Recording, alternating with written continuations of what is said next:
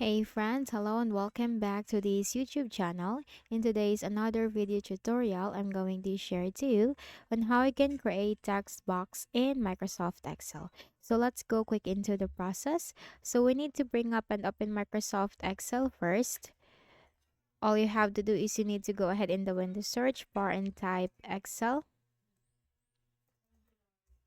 Click on it under the best match.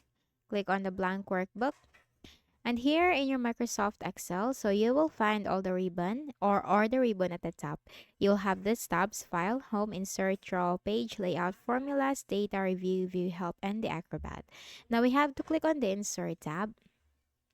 And here you will find text. So click on this arrow and you will find text box. Simply click on that to insert it.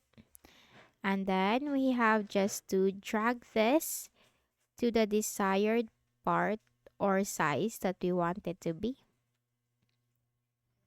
And that's it. And now you can simply double click on it to write anything into your text box. You can also resize it. You can also drag it anywhere.